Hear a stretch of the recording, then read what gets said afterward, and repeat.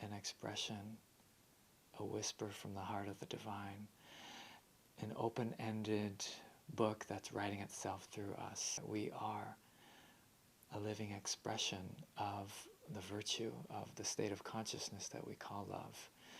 It's something that opens up our heart when we realize that we're something that has the potential to become greater than ourselves. And in that sense, we begin to fill up our own being with a presence that transforms from the inside out.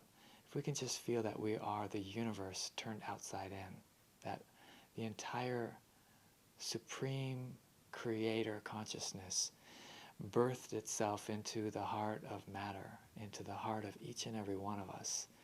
And in that birthing, he said to each of us, love is the way back